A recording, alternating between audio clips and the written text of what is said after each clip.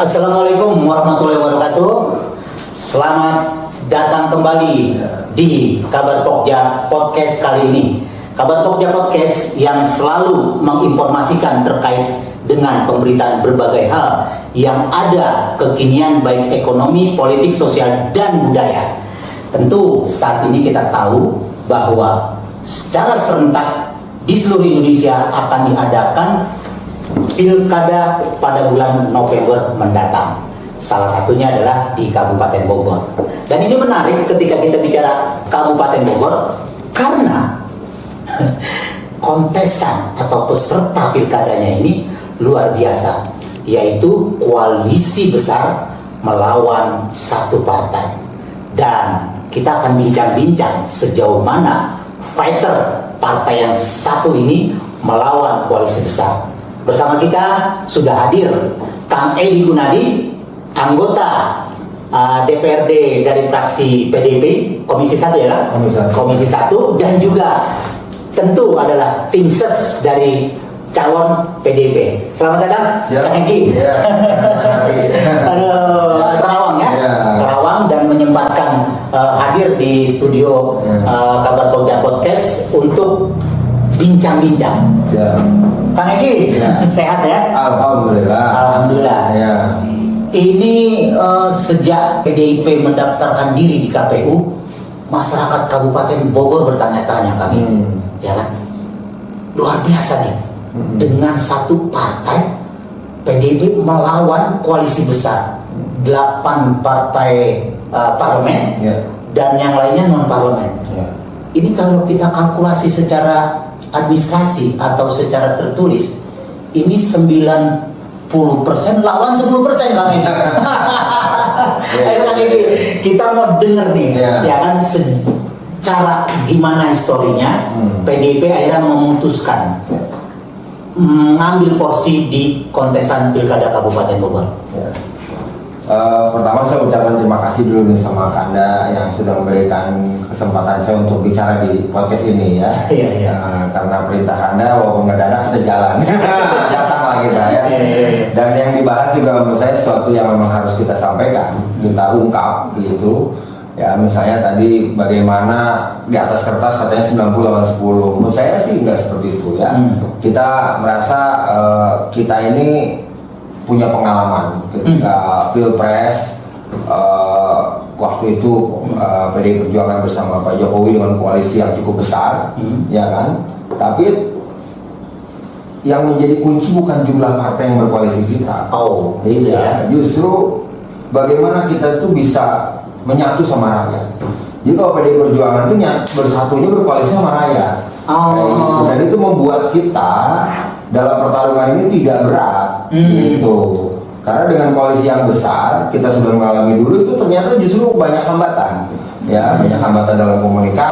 Waktu itu PDI Perjuangan bersama Pak Jokowi dengan koalisi yang cukup besar, ya kan? Tapi yang menjadi kunci bukan jumlah partai yang berkoalisi kita. Gitu ya. Justru bagaimana kita tuh bisa menyatu sama rakyat. Jadi kalau PDI Perjuangan itu bersatunya berkoalisi sama rakyat. Dan itu membuat kita dalam pertarungan ini tidak berat gitu. Karena dengan koalisi yang besar kita sudah mengalami dulu, itu ternyata justru banyak hambatan. Ya, banyak hambatan dalam komunikasi, proses pemenangan dan lain-lain. Ini mah kita justru ringan. Gitu, kalau kata ini mah kita tuh langsing gitu, kayak ya kan, lebih simpel, bergeraknya, mau sat, nah gitu ya. Jadi proses kemenangan kita juga akan lebih mudah dengan kita saat ini berkesempatan ya, tidak berkoalisi dengan partai tapi berkoalisi dengan rakyat. Karena yang milih rakyat bukan partai politik. Itu ya. Jadi hitungan di atas kertas itu menurut saya tidak berlaku. Yang penting sekarang ini kita ingin menunjukkan bahwa PDI Perjuangan ini adalah partai yang siap menegakkan demokrasi sebagai nama, seperti namanya. Kayak gitu. Partai Demokrasi Indonesia Perjuangan. Jadi fighter bener ya kan? Perjuangan. Memang gennya gen petarung. Lahir di pertarungan gitu. Nah, ini kembali lagi kepada keputusan politik PDIP untuk maju di kontestan. tapi calonnya dua orang ini ya kader PDIP utuh, tidak ada yang lainnya atau bagaimana? Kalau saya lihat backgroundnya Kang Mus ini kan orangnya Adiana Pitupulu, yang kita tahu dia dapil Kabupaten Bogor PDIP kan, seperti itu, bisa diceritakan Bang? Pak Haji Bayu ya pasti kader tulen, ya kan, yang berkarir politik di PDI Perjuangan, ya pernah jadi anggota dewan, ya aktif juga di berbagai kegiatan di masyarakat dan lain-lain. Kang Mus aktivis sosial, aktivis perjuangan rakyat yang sudah bekerja dari tahun 90-an ya bersama rakyat gitu. Jadi dua orang ini orang yang paham bagaimana yang rakyat mau kayak gitu ya. Jadi kita bukan bicara tentang kader PDIP atau bukan, tapi yang jelas dua orang ini adalah orang yang memahami kemauan rakyat dengan cukup baik kayak gitu, lengkap lah kayak gitu. Iya. Jadi bukan serta-merta ya, bukan karena sekedar kader partai, tetapi ada kategori. Ada kategori. Dua orang ini menjadi kandidat atau menjadi calon dengan tolak ukur adalah praktisi di masyarakat, dan mereka ingin terjun masyarakat karena narasinya adalah koalisi bersama rakyat. Koalisi bersama rakyat. Koalisi bersama rakyat ya kan. Besar sekali tuh kalau berapa jumlahnya? Nah, makanya 4,8 juta DPT kita di wilayah kemarin ya kan. Ada target kira-kira berapa persen yang akan diambil? Target kita pasti menang, udah. Kita ingin mendapatkan suara lebih dari 50%. Ya, tapi kita nggak mau sombong ya berapa persen yang bakal kita dapat. Yang jelas kita punya target di masing-masing tempat yang kita ingin ketika target itu menyatu, kita memenangkan pertarungan ini. Kayak gitu. Nah, ini dari 40 kecamatan, 436 desa, udah sejauh mana mappingnya ini? Mungkin hampir tiap hari tim kita nggak ada yang berhenti kerja ya. Kita basisnya basis TPS, terus bergerak gitu. Kita kerjanya nggak kayak gajah, kita kerjanya kayak semut, ya kan? Gitu kalau ya. melihat dari langit nggak akan kelihatan, tapi coba pakai mikroskop, nah itu banyak banget tuh. Ini justru ngeri nih, iya. Karena yang namanya semut ya kan tidak terlihat, tapi bergeraknya masih. Jumlahnya banyak, dan ada maaf ya kalau saya lihat ini ada silent minority ya yang sedang bekerja yang tidak terekspos. Gitu. Kalau kita bicara ingin perubahan, ingin lebih baik, nggak mau dikuasai oleh orang tertentu. Nah ini menurut saya sesuatu yang menjadi PR ya bagi kita dan PDI Perjuangan dengan pasangan Bayu dan Kang Mus ini menjawab kayak gitu. Sisi idealnya seperti apa? Bila ya kan Kang Bayu sama Kang Mus ini ditentukan sebagai pemenang, sisi idealnya seperti apa? Pengalaman dua orang ini sudah memberikan sebuah jawaban bahwa mereka akan dengan cepat merespon apa yang rakyat mau, kayak gitu ya. Jadi Pak Bayu jadi dewan udah sekian periode, paham bagaimana kerja anggota dewan. Kang Mus aktivis di masyarakat, tahu yang rakyat mau. Jadi kita bisa meramu ya program-program APBD, program-program kemasyarakatan yang nanti bisa membawa perubahan di Kabupaten Bogor ini, kayak gitu. Dan yang paling jadi catatan besar, harapan saya ya di Kabupaten Bogor ini pemimpin itu ya kita bisa menyelesaikan tugas dengan tuntas, kayak gitu. Pemirsa, menyelesaikan tugas dengan tuntas adalah salah satu kunci bagaimana sisi ideal seorang Bayu dan Kang Mus akan mengambil porsi bila pergerakan dan perjuangan dari Kang Egy bersama teman-temannya memenangkan di Pilkada November mendatang. Dan terkait dengan hal itu, saya nggak tahu nih kalau di Bogor berlaku atau tidak nomor urut. Nah, nomor urut ini kebetulan Pak Bayu sama Kang Mus nomor 2 ya. Ada nilai filosofi sendiri? dari sisi PDP atau tim lah maksudnya. Ya sebenarnya sih nomor itu sama aja ya, nomor 1, nomor 2 gitu, nggak ada sesuatu yang spesial. Tapi rasanya masyarakat tuh jauh lebih mudah mengingat angka nomor 2. Dan ketika kita paham bahwa ini pilkada ini menyatu ya, pilkada provinsi dengan pilkada kabupaten ini kan menyatu. Kita kadang-kadang harus sekalian mengkampanyekannya. Coba kebayang kalau provinsinya nomor 1, kabupaten nomor 2. Nah, kan beda nomor. Kalau ini enggak, provinsi nomor 2 juga. Kabupaten nomor 2 itu tanda-tanda bagus nih. Iya kan? Itu. Jadi Ada sinyal alam nih. Ada sinyal alam gitu. Provinsi pilih gubernur JJ Ronald nomor 2. Kabupaten Bogor pilih Bayu Kangus nomor 2. Udah bagus. Apa nggak ada bisik-bisik tetangga dengan KPU provinsi? Kayaknya Tuhan yang menentukan. Ya Kabupaten Bogor nggak susah deh kayak kampanyenya gitu. Jadi connecting dari Jabar ke kabupaten provinsi ke kabupaten tuh udah connect ya. Terus nyambungnya gitu. Ya. Jadi ini udah bagus, jadi gampang kerjanya kita. Karena masyarakat ini mengingat itu agak terbatas ya. Kalau kita pesankan pemilu legislatif, yang satu nomor ini, waduh udah nggak bisa. Pokoknya mah satu kali ngomong harus ingat sekalian. Ternyata dapetnya nomor 2. Waduh udah, menurut saya udah tanda yang baik. Gitu. Itu tanda yang baik ya. Ya. Tanda yang baik. Tanda yang baik ini harus diaplikasikan juga secara baik. Selain mesin politik yang tadi Kang Egy bilang sampai tingkat TPS sudah bergerak secara smooth, tidak perlu kelihatan seperti gajah. Ada dukungan-dukungan relawan misalnya atau apa ya, irisan dari partai terkait dengan tim kemenangan Bayu dan Kang Mus. Pertama kita harus paham bahwa lahirnya PDI Perjuangan punya calon ini kan tidak semerta-merta karena maunya PDI Perjuangan, tapi maunya rakyat yang diusulkan di MK, diputuskan dan dikawal oleh rakyat. Ya, bahwa untuk mencalonkan diri sudah tidak harus 20%.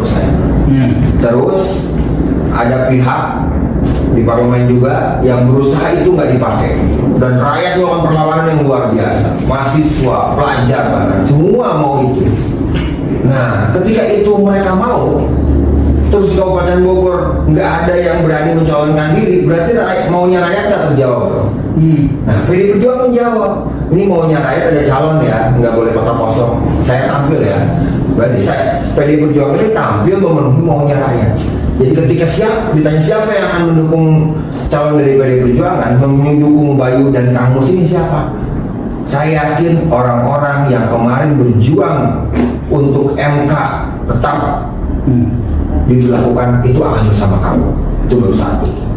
Belum lagi kedua, Bayu dan Kang Mus ini termasuk PDI Perjuangan tidak bisa ditekan, ditakut-takuti, ataupun disandra dengan berbagai hal yang membuat kami harus menyatu. Padahal rakyat nggak mau itu. Iya kan? Rakyat nggak mau itu. Rakyat maunya ada pilihan. Nah, PDI Perjuangan berani tuh. Nah, keberanian ini juga akan membawa dukungan dari banyak pihak, simpati, dan udah kok banyak pihak yang ngomong ke teman-teman, ke saya juga, ke Peggy, kita sama Pak Egy dah, kita sama PDI Perjuangan dah, kita sama Kang Bayu dah, gitu, kayak gitu. Hanya saja memang kecenderungan orang-orang baik itu suka nggak mau banyak ngomong, kayak gitu, nggak mau bersuara, tidak mau casing ya kan, yang penting dalamnya kan. Nanti tahu-tahu nanti pas waktunya bisa lain ceritanya kan. Iya. Gitu. Rekan Kabar Pokja Podcast, ini narasi yang disampaikan tidak serta-merta. Ada regulasi politik, ada regulasi undang-undang yang dilakukan. Dalam arti kata, keputusan MK yang membatalkan ambang batas 20% itu harus diedukasi. Gitu ya Kang Egy? Harus diedukasi. Dan di Kabupaten Bogor, ketika itu keputusan berlaku, PDIP memberikan kader terbaiknya pengurus terbaiknya dan juga memberikan contoh kepada masyarakat Kabupaten Bogor bahwa demokrasi di Kabupaten Bogor harus berjalan. Makanya PDIP muncul. Itu Bang Edi. Iya. Jadi kita maju ini menjawab maunya rakyat. Karena pertanyaannya yang bisa maju emang bukan hanya PDI Perjuangan, enggak. Partai lain bisa juga. Tapi kenapa nggak maju? Kenapa tuh Bang? Kenapa? Ya banyak itu. Kalau Menurut Kang Egi sebagai politisi lah, teman-temannya kan semua itu politisi. yang jelas kami punya keberanian. Yang lain nggak punya berani berarti? Nggak tahu. Kita nggak mau ya. Nah, teman-teman kan semua teman-teman. Tapi artinya kami tidak tidak bisa ditekan, tidak bisa juga dipaksakan, tidak bisa juga diintimidasi dengan berbagai hal. Kita tetap maju karena kita ini partai yang harus memenuhi maunya rakyat, ya kan? Ketika nggak ada calon atau calonnya cuma satu, nggak ada lawan, hanya satu, berarti kan lawannya kota kosong. Dan demokrasi tidak berjalan di situ. Dan udah bisa dipastikan lah, ya kan? Hampir bisa dipastikan ketika lawan kota kosong, kemenangan itu punya siapa. Nah, calon itu akan menyampaikan visi misi apa, iya kan? Belum tentu punya koreksi. Kalau sekarang semua dikoreksi, kami mencalonkan diri akan dikoreksi. Maunya rakyat gini loh. Oh iya, visi misinya begini gitu. Kalau calon nomor 1 juga sama, akan menyampaikan visi misinya. Kalau nggak sesuai juga dikoreksi sama rakyat. Jadi kita akan punya program yang kita janjikan. Ya kan, kalau orang nyalon terus langsung menang, kayaknya nggak bikin janji kali ya. Ya kan, karena langsung aja mulai Nggak perlu ada kontesan juga ya. Nggak perlu ada kontesan juga, udah nggak perlu ini lagi, udah tinggal istilahnya tidur jadi gitu. Kalau ini nggak bisa tidur, kita harus ngomong sama rakyat mau apa sih? Saya punya ini loh, gitu. Nah, itulah PDI Perjuangan mewujudkan demokrasi. Dan saya yakin yang memenuhi maunya rakyat pasti dipilih rakyat. Karena pemilihnya adalah Rakyat. ya. Bukan partai koalisi. Bukan. Tapi kan partai itu kan rakyat juga. Ya, saya lihat tidak berbanding lurus ya. Waduh nih, perlu dikorek lagi nih. Iya. Jadi pemirsa, bagaimana PDIP menarasikan bahwa dia tidak sendiri. Secara partai, PDIP memang fighter, tetapi secara koalisi, PDIP berkoalisi dengan rakyat dan PDIP tidak takut bagaimana dengan koalisi besar yang ada dalam kontestan di Kabupaten Bogor ini. Dia tetap bergerak secara masif bagaimana tabulasi pemilih PDIP tetap bisa ditargetkan. Pertanyaannya, itu program PDIP, ini ranah politik. Tentu di seberang sana juga memiliki agenda-agenda kerja yang tidak menutup kemungkinan bicara tabulasi suara 4.800.000 DPT itu juga akan diraup sama mereka. Betul. Ditambah kalau kita bicara mesin politik, 8 partai besar, koalisi non parlemen, mesin politiknya gemuk. Kalau kita bicara demokrasi berarti kan tabulasi suara yang banyak atau dominan. Mesin politik mereka lebih banyak loh Kang Egi. Pede banget Kang Egi ini. Ya, coba hitung waktu koalisi Pilpres. Kalau pakai matematik, di Kabupaten Bogor ini jumlah suara pemilih presiden itu tidak berbanding lurus dengan suara partai. Kalau koalisinya berjalan, betul-betul koalisi partai ini membawa suara rakyat, harusnya berbanding lurus dong. Ya kan, itu enggak. Terus rakyat ini pemilih yang cerdas. Dia bisa milih. Coba dicek. Dalam satu partai suara misalnya 50.000. Berapa suara caleg yang milih pribadi caleg dengan milih partai? Itu juga akan menjadi sebuah indikasi bahwa orang-orang yang milih caleg ini belum tentu ikut apa kata partainya. Dia akan berubah sesuai dengan pilihan. Masyarakat ini makin cerdas, makin independen. Semakin cerdas, semakin independen, dan menentukan pilihannya sesuai dengan narasi politiknya juga. Dengan hati nuraninya. Hati nurani. Iya. Maka itu PDIP berkoalisi dengan rakyat aja, gitu. Karena kita punya pengalaman itu, makanya nggak beban lah. Kita begitu putusan MK berarti kita nyalon, kita maju, bisa maju. Udah. Tidak ada beban, maksudnya kayak gimana? Nggak ada beban, ada bahwa kalau kita koalisinya cuma sendiri, kita takut kalah tuh mungkin. Mungkin ya, menurut saya dari masa ke masa ya, rasa takut PDI Perjuangannya agak kurang kayaknya. Gitu. Nah, Dengan perjalanan waktu ya. Kan? jalan sejarah ini membuat kita memang ya sekarang pilkada Kabupaten Bogor kapan PDI Perjuangan nggak nyalon? Kan nyalon terus kan? Luar biasa. Nyalon Ya? terus, gitu. Nggak pernah nggak nyalon kita, kayak gitu. Dan kita nggak, maksudnya nggak bisa cuma ikutan, gitu. Tapi kita harus punya orang yang kita bawa untuk membawa misi kita, gitu. Ya. Nah, ini kan kalau kecil lihat, periode kemarin juga nyalon ya. PDIP. Dari awal, dari zaman dipilih oleh parlemen gitu. Selalu nyalon ya di Kabupaten Bogor ya. Iya.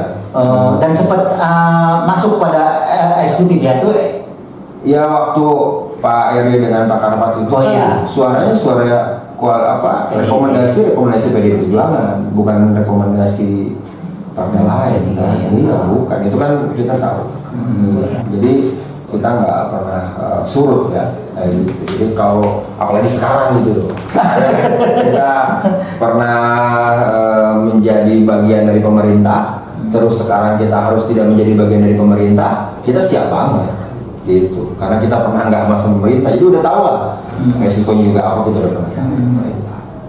Bukan menjadi sesuatu ya, biasa aja gitu buat PDIP ya. Biasa aja, karena mungkin makan kami sedikit ya, mikir kami yang banyak. Kerjanya banyak, gitu.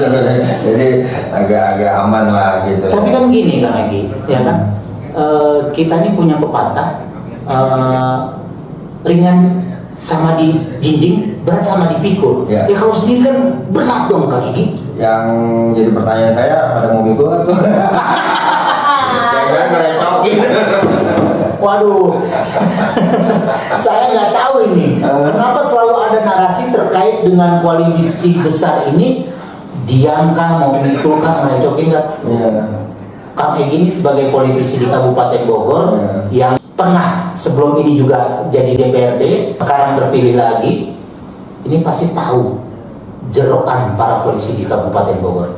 Jadi memang apa yang disampaikannya ini bukan tanpa alasan, dan strategi yang dilakukan oleh PDIP tentu juga strategi jitu, dan terlepas dari kubu sebelah akan melakukan strategi yang lain, itu lain hal. Hanya saja bersama rakyat ini lebih ramping sehingga ruang geraknya lebih enjoy, bahkan juga lebih leluasa. Tidak ada bentur sana bentur sini, dan tidak ada koordinasi sana koordinasi sini. Koordinasi cukup dengan rakyat, gitu Kang Egi. Dan kita nggak ini ya, tidak menghakimi siapapun, tapi kita bicara pengalaman waktu pilpres itu.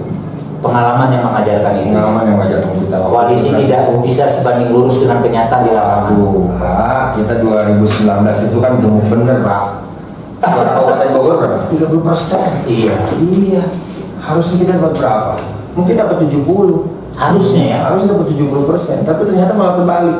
Nah gitu. Jadi itu tuh mengajarkan kita. Saya nggak ngomongin orang lain, kita ngomongin diri kita sendiri, pengalaman kita sendiri, gitu ya. Kita nggak ngomongin apakah mereka akan kerja atau enggak. Dulu waktu itu kita agak susah ngajak kerja orang rame. Gitu. Pengalaman kita. Ya. Kalau sendiri leluasa ya. Leluasa. Mau gimana pun yang penting sesuai dengan pakem politiknya. Betul. Gitu. Bang Egi, terkait dengan pelaksanaan pilkada, kalau amanah itu sampai ke PDIP dan calon PDIP, harapannya seperti apa sebagai masyarakat Bogor, bukan sebagai seorang politisi dan orang PDIP? Kita sudah banyak melihat ya bahwa banyak wilayah-wilayah dipimpin oleh kader PDI Perjuangan dan memiliki kemajuan yang luar biasa. Contoh Surabaya, ya, kayak gitu. Ada contoh Banyuwangi, ya. Banyak lah contoh-contoh tempat-tempat lain yang bagaimana bahwa kader PDI Perjuangan ini memang sudah diberikan sebuah amanat, dia sedemikian rupa bahwa kita ini ya tuannya tuh rakyat, melayani sama rakyat, maunya rakyat kayak gini gitu. Jadi memang nggak bisa dilepaskan bahwa ini figur, ini partai, karena memang figur ini membawa misi partai yang sebenarnya bukan diatur oleh partai, tapi bagaimana partai mengamanatkan bahwa rakyat ini menjadi subjek dalam pembangunan dan menjadi tujuan utama untuk pembangunan. Kayak gitu. Ya. Jadi jargon PDIP Partai Wong Cilik itu kembali atau bergeser atau kembali pada fitrahnya, karena kemarin kan jadi penguasa masih jadi Partai Wong Cilik itu. Sebenarnya dalam banyak hal keputusan-keputusan Pak Jokowi ketika jadi presiden kita juga koreksi. Oh, Iya, jadi nggak duduk manis aja ya. Duduk manis aja. Banyak sekali ya bagaimana Bang Adi Anak Pitupulu, Bu Rike Diah Pitaloka memprotes berbagai hal yang menurutnya tidak cocok gitu. Jadi kita tetap bersama rakyat sampai dengan hari ini dan nggak ada pergeseran sama sekali. Kayak gitu. Tetap partai Wong Cilik. Tetap kita koalisinya partai yang bersama rakyat. Kayak gitu. Kalau kita mau sekarang nyaman enak ya mungkin kita gabung bersama ya. Emang ada tawaran tuh, ada info dari pusat? Nggak tahu lah, kita tunggu aja. Karena putusan atas ya kita. Ya ini masih berapa bulan ke depan ya. Ya, bulan ke depan. Oke, sobat Kabar Pokja Podcast, dan ini adalah perbincangan yang sangat menarik pikir saya di studio kita, karena kalau bicara kontestasi di Kabupaten Bogor, PDIP akhirnya mengambil peran yang sangat seksi dengan berani fighter satu partai, tetapi PDIP mengklaim bahwa koalisi dia adalah bersama rakyat. Tabulasi DPT 4,8 yang ada di Kabupaten Bogor maunya diraup 50% plus, dan tentu ini bukan pekerjaan mudah. Bagaimana PDIP bersama timnya dalam kurun waktu beberapa bulan ini mampu mendistribusikan gagasan pembangunan yang akan dirancang bila PDIP menjadi penguasa atau menjadi pimpinan di Kabupaten Bogor. Terkait dengan harapan bagaimana pendukung PDIP atau tim PDIP memenangkan kontestasi pilkada di Kabupaten Bogor. Jadi kami tim kampanye dari Haji Bayu dan Kang Mus ini dengan pergerakan dan perjalanan yang saat ini ada meyakini bahwa ini bukan cuma PDI Perjuangan yang sedang bergerak. Banyak pihak yang bergerak untuk memenangkan Kang Bayu dan Kang Mus yang memang di luar dugaan kita. Kayak gitu. Ya, jadi sekarang tinggal rakyat, ayo bersama kita wujudkan mimpi kita, wujudkan demokrasi yang ingin kita lakukan. Kita punya pilihan. Ya, kita sedang menyampaikan apa yang kita ingin lakukan, perubahan-perubahan, perbaikan-perbaikan. Banyak hal yang kita ingin lakukan untuk rakyat ini. Nah, sekarang tinggal dipilih mana yang mau dipilih, dan saya yakin rakyat milih kami. Nah, itu kira-kira ya. Jadi untuk calon yang lain, saya pikir jumlah koalisi yang besar itu juga nggak jaminan untuk menang, karena jumlah kami jauh lebih besar. Coba aja dihitung koalisi rakyat berarti 4 juta kan, bukan 17 gitu kan. Lebih kurang begitu lah ya, kayak gitu. Jadi kami yakin kami menang. Oke, demikian pemirsa obrolan kita bersama Kang Edi Gunadi dari PDIP dan juga salah satu tim sukses dari Bayu dan Kang Mus, dan kita tunggu sejauh mana hasil dari Pilkada Kabupaten Bogor di November mendatang. Terima kasih Kang Edi yang sudah datang dan bersedia di Dengan senang hati.